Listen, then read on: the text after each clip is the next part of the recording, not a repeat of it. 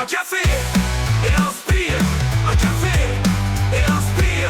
Un café et inspire. Un café et inspire.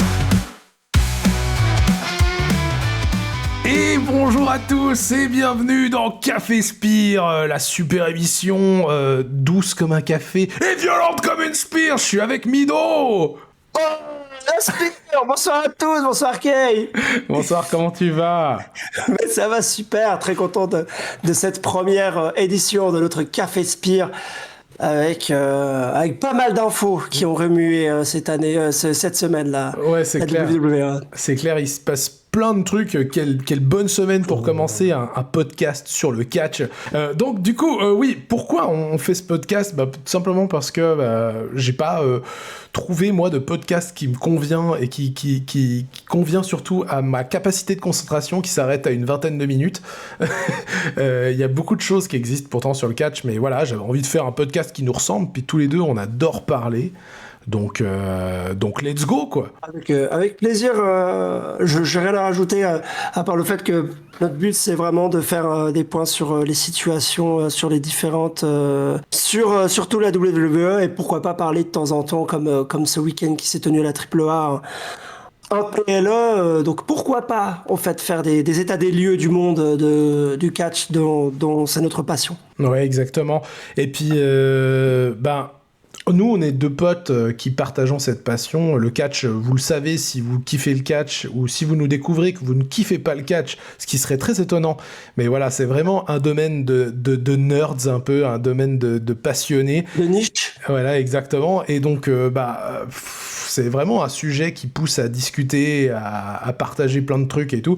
Donc voilà, on va faire ça vraiment discussion entre potes chaque semaine ou toutes les 2 semaines. On n'a pas vraiment encore défini un rythme. On fera ça normalement une fois par semaine. On va essayer de s'y tenir. Et puis voilà, puis on va revenir un peu sur ce qui s'est passé cette semaine. Mais avant ça, Mido, dis-moi, toi qui est là avec nous, fan de catch, pourquoi es-tu fan de catch et depuis quand ? Ça doit remonter au début des années 2000 parce que je suis vieux et que en fait mon frère suivait avec son ami le jeudi sur RTL 9, je crois Raw ou SmackDown, je ne m'en rappelle plus, donc avec Christophe Ajus et Philippe Chéreau. Ouais. Et en gros, mon grand frère a toujours été un peu un modèle pour moi, donc je suivais de très près ce qu'il faisait. Et j'ai été un peu bercé à Batista, à la Edge, à la Cena de l'époque. Et en fait, c'était en te recroisant qu'il y a maintenant 3 ans, en 2022, où tu m'as dit « Mais viens mater avec nous des PLE ». Et depuis, je suis retombé dedans, à fond dedans. Et voilà. Ouais, c'est vraiment ça. Je t'ai redonné une dose et depuis, t'as plus pu arrêter. Depuis, quoi. Je suis accro, quoi. Et d'ailleurs, la dose en question, c'était le Macho Man Randy Savage. Ouh, yeah! Oui, c'est ça, c'était le cream, le top du cream, ouais, du cream at the top. Et j'ai adoré, c'était surtout le monde du théâtre, j'ai toujours aimé et j'ai toujours trouvé ça intéressant de mélanger les deux. Donc les deux, je veux dire le sport et le monde du catch. Tout à fait. Donc voilà. Et toi, mon cher Kaidavé, pourquoi es-tu fan et surtout depuis quand? Toi, ça fait un bail.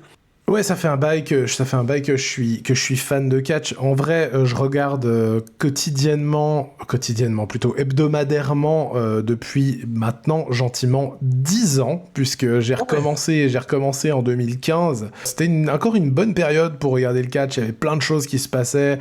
Il y a eu la réunification du Shield, il y a eu le fameux match triple menace du Shield. En fait, je suis arrivé sur la fin du Shield. C'est un groupe qui m'a tout de suite passionné, puis à partir de là, moi j'étais déjà lock-in sur Roman Reigns, que je trouvais absolument incroyable, et sur Dean Ambrose, qu'on espère revoir un jour à la WWE, mais il est très très bien là où il est aussi. Oui, il est très bien, il fait du très bon travail. Il est incroyable. John Moxley. Prendre des spikes. Voilà, et voilà, enfin, c'était vraiment un groupe fantastique qui m'a vraiment donné l'envie de recommencer à regarder tout ça. Et après, il y a eu tous les autres catcheurs. Je me suis pris une claque sur claque, la révolution féminine qui était vraiment chouette à regarder.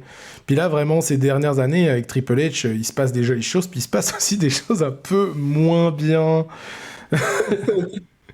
Bah d'ailleurs, on va commencer par parler, on va faire peut-être la première petite actu de la semaine. Je pense que tu as vu que Andrade, de nouveau, Il s'est fait licencié. virer, ouais. Il s'est fait licencier ou... Parce que ça, j'ai pas vu. Mais il s'est fait licencier, on est d'accord. Hein. Il me semble, ouais, au début, il y a eu des premiers tweets qu'on parlait de Andrade qui a quitté la WWE, donc les gens se sont un peu légués avec lui en mode genre, il a raison et tout. Puis en fait, apparemment, il aurait un petit peu abusé sur la politique. Il y a une politique de santé. Bon, en gros, c'est les substances que t'as pas le droit de prendre, les choses que t'as pas le droit de faire. Et apparemment, il aurait abusé là-dessus. Enfin, c'est ce que j'ai lu. Je veux pas me tromper. Hein, peut-être que je me trompe. Il me semble que le dernier tweet que j'ai lu parlait de ça. Donc voilà. En fait, c'est un peu une décision mutuelle. Là, j'ai vu que lui, il a tweeté merci WWE. Donc, il a l'air quand même d'être parti en bon terme. Mais Oui, voilà, en bon terme, ouais. un run assez court finalement. Ouais, il était venu en janvier l'année passée, hein. Au Royal Rumble, il est Ouais, c'est revenu. ça. Ou alors cette année. Non, l'année passée. Ouais, c'est ça. Il est resté dans la mid-card un peu tout le temps. Mais c'est un très bon élément. Il va trouver du travail assez rapidement. Je ne m'en fais pas pour cet homme qui est célibataire, pour les femmes qui nous écoutent, ou les hommes qui nous écoutent. Exactement. Non, c'est vrai qu'Andrade, il a vraiment pas su tirer son épingle du jeu là. Mais c'est difficile, hein, tous les retours qu'il y a eu, Ouais. tous les catcheurs et catcheuses qui ont été ramenés par Triple H ou autres qui sont revenus à la WWE, c'est pas toujours le plateau d'argent. Hein, ça a l'air d'être plutôt compliqué de se trouver sa place là. Ouais, bah avec un roster aussi complet et aussi complet et rempli de talent comme la WWE aujourd'hui, que ça soit SmackDown ou Raw ou bien même NXT, que tu sois un catcheur confirmé ou autre, c'est dur. C'est très très dur. Ouais, et moi je repensais à ça, je pensais bêtement en fait, il y a peu de place en fait. Il y a peu de place, il y a peu de visibilité. Ils ont déjà tellement un roster qui est stack avec des histoires qui tournent autour Bah, d'une dizaine de persos max. c'est ce que j'allais dire. Regarde les histoires actuelles. C'est soit les Samoans contre les Samoans depuis plus de 4 ans, soit depuis plus d'une année, pardon. Putain, Ou ça alors va. c'est... Ouais, et ils sont partout. Non, ou alors c'est Seth Rollins contre CM Punk et il y a deux, trois trucs qui se passent autour, mais c'est très compact. Il y a beaucoup de choses. Moi, je pense qu'il faudrait mettre une dynamite. Et surtout, j'ai remarqué, tu me diras ça après, mais je trouve que Triple H aime beaucoup les clans. Ils l'ont créé toutes les 30 secondes. Ouais, ouais, Il met tout le monde dans des clans. c'est vrai, il crée beaucoup de clans, mais après, il faut savoir les mettre en avant, ces clans. C'est ça le problème. Si tu fais un Ouais. clan, on repense à Feu, le clan de Karrion Cross, là, c'était quoi déjà? Ils ont Judge- perdu peu. ouais, le Author of Pains, mais ils étaient dans un clan qui s'appelait Oui. Judgment quelque chose, je sais plus trop quoi. Ouais, Je sais on n'a déjà pas de paye, plus. c'est sûr. Je sais Mais déjà non, oui, mais le machin a tenu 3 mois, c'était dégueulasse. Le retour, il y avait un monsieur, je sais même plus son nom, il a jamais catché. Ouais. Le gars qui devait normalement justement tout chapeauter un peu à la Bray Wyatt, ça a jamais décollé. Les Author of Pain, ils ont fait 4 matchs. Ils ont fait un match à SummerSlam l'année passée. Et c'était plus que mid, alors que putain, Ouais. Karrion Cross pour son dernier match avant de partir en indépendant, Il a tout donné. bah c'est magnifique. Enfin, ce gars est incroyable et ça me rend encore plus fou. Donc on parlait d'Andrade, mais ça me paraît encore plus fou que la WWE n'utilise pas j'allais dire un objet, Un talent. ouais, un talent aussi fou que Karrion Cross, quoi. Ouais. Ouais, c'est vrai Mais que je suis très content. sur la fin, il était vraiment motivé en plus. Il a tout donné Oui. pour. Il voulait en fait ça tirait des bonnes histoires, ça tirait Ouais. des trucs et tout.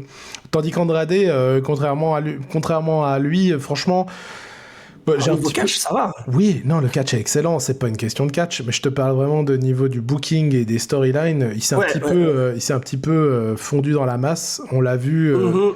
Il a fait 2-3 trucs stylés quand il est arrivé et après, Oui. il a disparu, quoi. Mhm, mhm. Et puis après, est-ce qu'on peut mettre dedans la balance? Moi, je sais pas, mais je pose la question.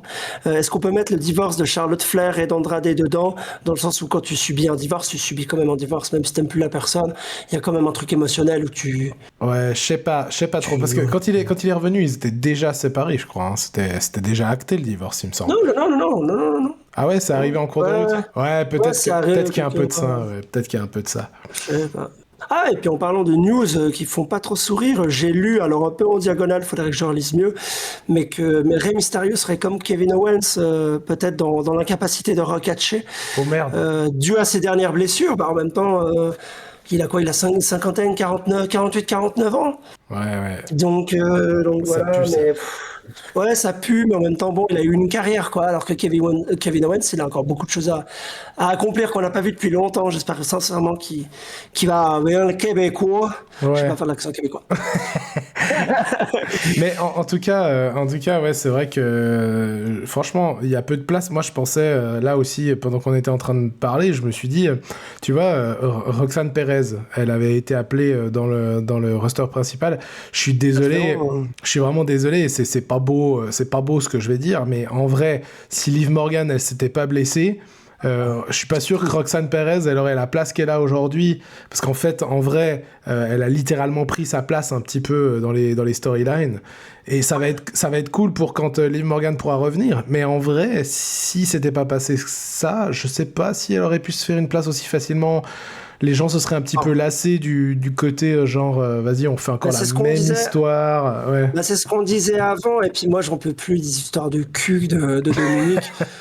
Non, mais c'était rigolo avec Liv, parce qu'il y avait une histoire de tromperie, puis il y avait un truc.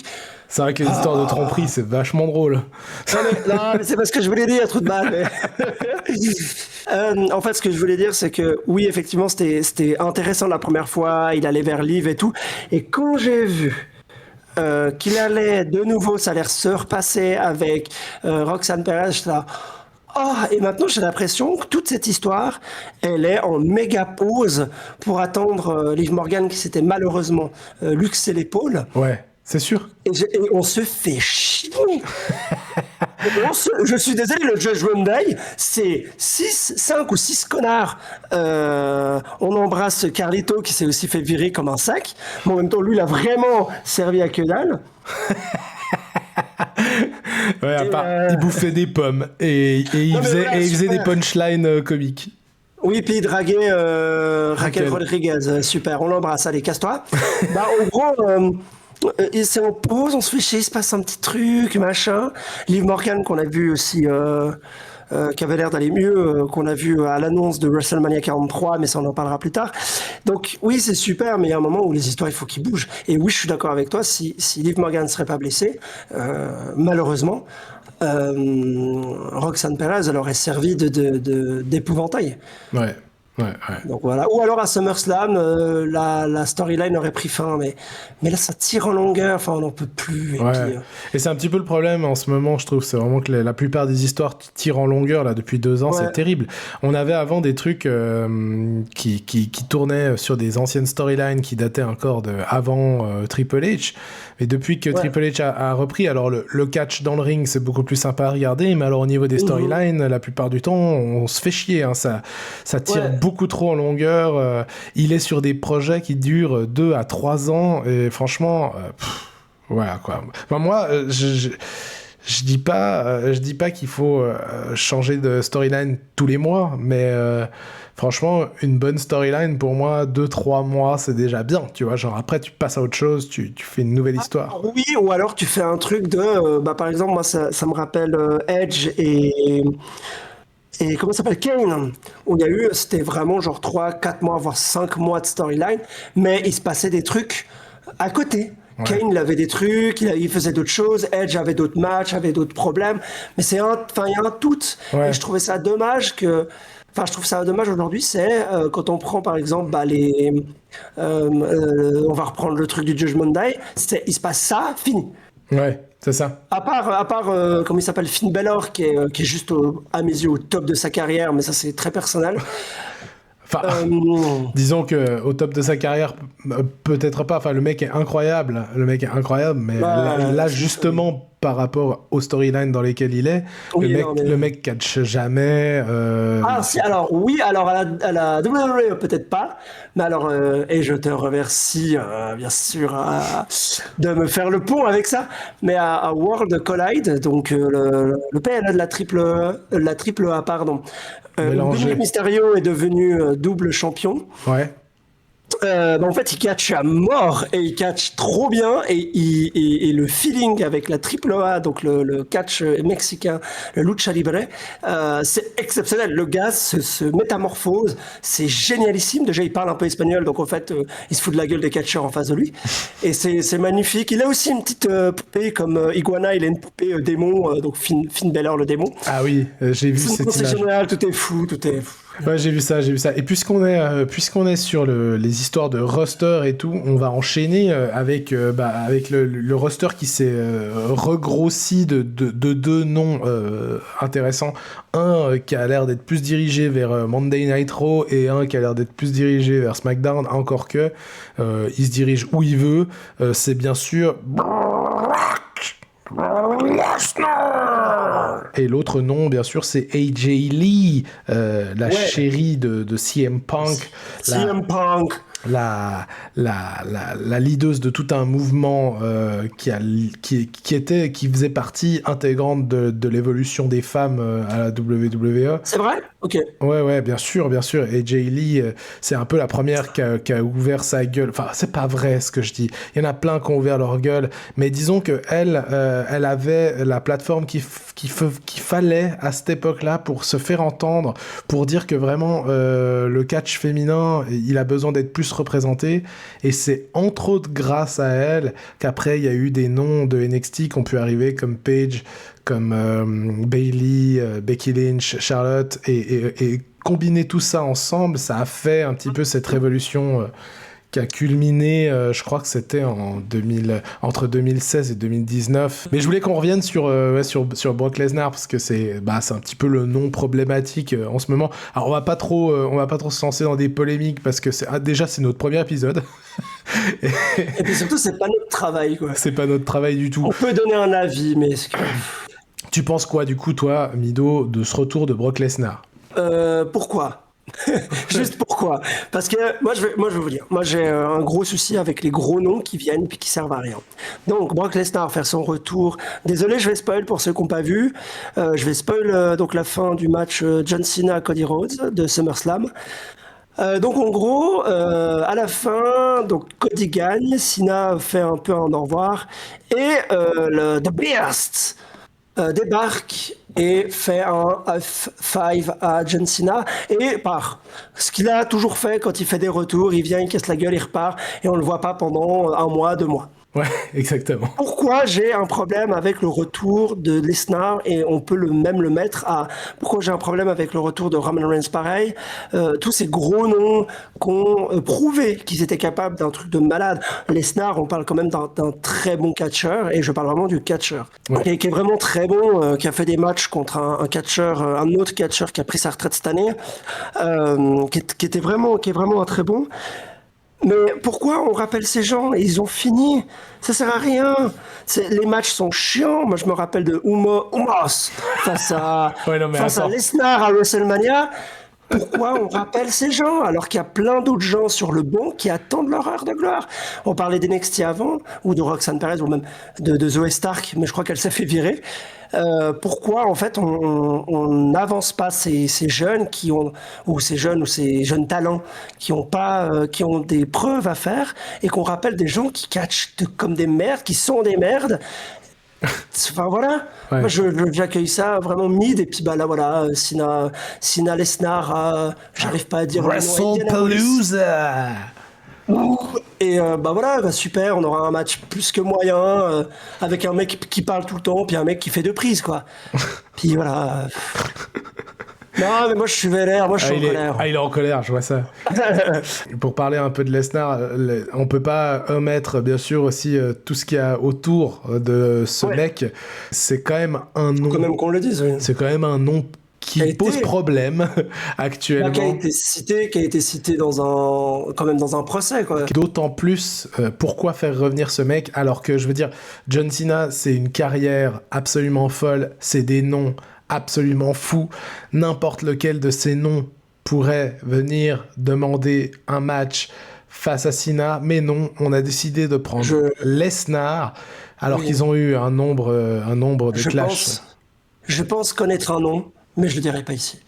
Ah, You think you know me, t'as compris? ouais, ouais, je pense que je te connais. Ouais. Non, mais c'est clair que voilà, enfin, il y a d'autres noms qu'on pourrait revoir, Mais oui. réentendre, ou même, comme tu dis, mettre en avant la carte des jeunes. Ça leur donnerait un très très beau match contre John Cena, qui est en train de vraiment de faire une très très belle année. Mis à part ça, pour une année de retraite, Franchement, oui. le mec fait des matchs, fait vraiment des bons matchs, quoi. Il donne tout. Ouais, alors là, on peut pas le critiquer, Cena. Enfin, moi, qu'on aime ou pas, je peux comprendre qu'on aime pas Cena. Mais oui, effectivement, là, c'est très, très, très, très bon. On va parler aussi vite fait d'AJ Lee. Toi, Ouais, mais moi je connais très mal. Tu Je connais connaissais? très très mal. Alors non, pas. Alors je connaissais de nom parce que tu m'en as parlé quand CM Punk est revenu. Parce que c'était un nom qui était assez crié dans les stades, Ouais. aux États-Unis surtout. Mais je connais pas du tout. J'ai jamais vu catcher, mais elle a une tête incroyable. J'aime beaucoup son feeling. Et j'ai hâte de voir ce qui va se passer justement. Bah, match qui va avoir lieu CM Punk et Jelly face à Seth freaking Rollins et The CM Punk Man. et The Man. Donc Ouais. à voir, ouais. AJ Lee, c'était un nom important pour la division féminine ouais, dans les années 2010. Vraiment, elle a bien marqué la fin de l'ère des divas. Et c'est un peu drôle de la voir. D'ailleurs, elle en a joué elle-même dans une promo. Enfin, elle sait très bien que c'est un peu drôle de la revoir dans ce rôle d'adolescente un peu, parce qu'elle Oui. elle joue toujours son rôle d'adolescente un peu brat comme ça, Ingénu, ouais. un peu voilà. Et 38 ans. Ouais. ouais, c'est ça. Et donc du coup. De la revoir dans ce rôle-là, ça va être intéressant. Je me demande ce qu'elle va donner. C'est toujours la même chose, hein, quand des catcheurs ou des catcheuses reviennent avec une dizaine d'années en plus, tu te demandes un peu ce que ça va donner dans le ring. On verra bien, quoi. J'espère juste qu'il n'y aura pas de blessures, que tout se passera bien.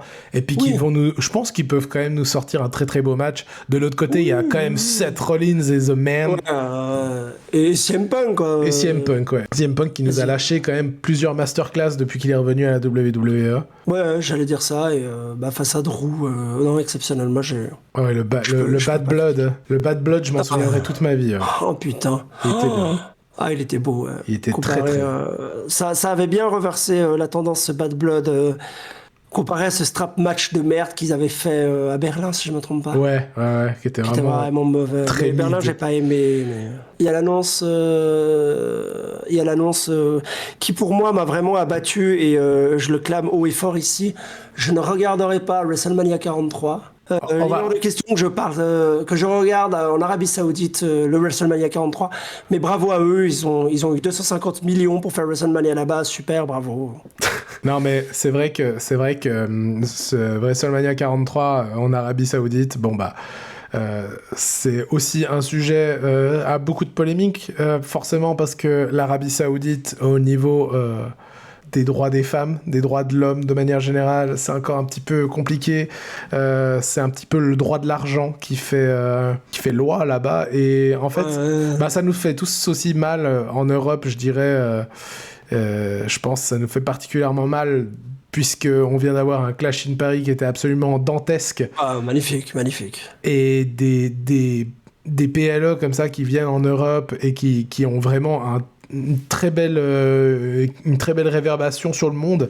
Et au final, on va quand même aller donner ce PLE à l'Arabie Saoudite parce qu'il y a la thune. Et d'ailleurs, j'ai vu un podcasteur, je sais plus qui c'est, désolé, c'est un podcasteur américain qui disait qu'il y a peut-être des chances que tout bêtement les WrestleMania maintenant ils se passent que en Arabie Saoudite ou à Las Vegas, parce qu'en fait personne pourra battre le fric que donnent ces villes. Putain, mais si c'est ça, mais ça... Ouais, non, mais je suis un connard. Non, mais il faut que je me calme parce que sinon, il y a des insultes qui vont sortir et on est un podcast tout public. Non, mais pour de vrai, c'est juste dégueulasse. Enfin, moi, ce que j'aime bien de WrestleMania ou même SummerSlam ou même les PL en général, c'est de voir des stades différents, comment ils ont aménagé. Et en plus, WrestleMania, c'est cool parce qu'en fait, ils se donnent vraiment. Alors cette année, moi, j'ai trouvé très mid, mais c'est personnel. Ouais. Les entrées, tout est beau. Et là, on va se taper les mêmes stades déjà l'année prochaine. On va se taper de nouveau Las Vegas. Alors ça doit être à San Luis. Non, mais voilà, alors oui, c'est super, on fait des prix à 16 000 $ la place, mais on a plein de thunes, mais à un moment où les fans, ils vont arrêter. Bah franchement, Et je les laisse faire. fans Le vont problème, s'arrêter. c'est que tant que les gens ils achètent, Oui, ils vont oui, pas arrêter. oui. Mais il faut absolument. C'est vrai que là, il faudrait qu'il y ait un réveil du côté des fans. C'est-à-dire que moi, je rêve d'un monde. Franchement, non, franchement, je rêve d'un monde où genre ils ouvrent les ventes de leurs billets et il y a personne dans leur putain de file d'attente à part trois pauvres péons qui Tu veulent. sais que ça arrivera jamais, hein. Je sais que ça arriverait pas, mais ce serait quand même fantastique. Il faudrait que ça arrive en fait, sinon bah ça va continuer, il n'y a pas de raison que ça s'arrête. Si les gens nous écoutent, moi j'aimerais vous dire, allez voir des petits trucs. Je pense à, on est suisse avec Kay. Allez voir des trucs qui se passent, même au Tacos Bar à Lausanne ou bien à Genève quand ça se passe. Allez voir des petites fédérations et vous allez voir du meilleur catch à mes yeux en termes de juste de fun. Et de deux, vous allez en fait, vous allez soutenir des petites fédérations qu'on a besoin. La WWE font n'importe quoi, nous respecte pas. Juste, allez voir l'AEW, allez voir la TNA, allez voir, je connais pas toutes les fédérations américaines, mais allez au Japon aussi, il y a du très bon catch, au Mexique, Le en monde, France. faites-vous plaisir, allez voir du catch dans vos moyens. Il y a du catch gratuit. Voilà. En Suisse, il y a du Voilà. catch gratuit. En France aussi, on a du catch gratuit. Oui. Il y a du catch Et du à très petit bon. prix et il y a du très très bon catch dans les indies. Ouais, Franchement. Et en plus de ça, vous faites progresser le catch. remplissez ces salles, ouais. Ouais. Et voilà. Oui, vous faites progresser le catch, ouais. D'ailleurs, Ouais. on pourrait tout à fait faire. Nous, on va essayer de se limiter un petit peu. Enfin, à Raw, SmackDown, parce que c'est les shows que je regarde le plus. Ouais. Mais de temps en temps, on pourra parler d'autres sujets, notamment si on veut parler une fois d'un catch indie qu'on a été voir, comme par exemple faire un épisode spécial GTW, c'est tout à fait possible. Ah ouais. À la parf. Oh. Et ça leur ferait plaisir. Et en vrai, c'est des gens qui méritent un petit peu qu'on en parle. SPW aussi. Bientôt, je vais aller commenter la ANCW du côté de Là Neuchâtel. Ah, mais non, incroyable, mais non. Ouais, je vais. C'est quand? Dis-moi, dis les dates aux gens. Prochain événement, donc les dates ANCW, ce sera à Neuchâtel, ce sera le 24 et le 25 octobre. C'est un tournoi qui se déroule sur 2 jours. Et j'ai la chance d'être encore invité pour commenter là-bas avec Adrian Jonathans ou Maxime Delorez. Je sais pas, ça dépendra qui sera avec moi. Mais en tout cas, je serai là-bas. Ça, c'est du très bon catch. C'est pas cher. Et ça fait vivre le catch local. Ça fait vivre des catcheurs qui sont excellents, qui ont besoin de visibilité. Donc n'hésitez pas, si vous kiffez le catch et que vous êtes en Suisse et que vous entendez ce podcast, prenez vos billets, ça leur fera plaisir, ça fera plaisir à tout le monde et vous allez voir, vous allez passer une très bonne soirée. Donc voilà, c'est un petit peu la fin de ce premier épisode test de Café Spire. Donc écoutez, si vous avez écouté cet épisode, si vous avez kiffé, laissez une note, Merci. parlez-en, abonnez-vous. Et puis surtout, n'hésitez pas à nous dire dans les commentaires ou en DM, comme vous voulez, s'il y a des choses qu'on peut améliorer, s'il y a des choses dont vous voudriez qu'on parle. Donc moi, c'est Kay Davel, lui, c'est Mido. On est tous les deux sur Instagram. Et voilà, en fait, profitez de votre café et bouffez votre spire avec délectation. C'est la pire fin. Oui, mais c'est génial. Bisous à tous. Allez, bisous, ciao, ciao. Un café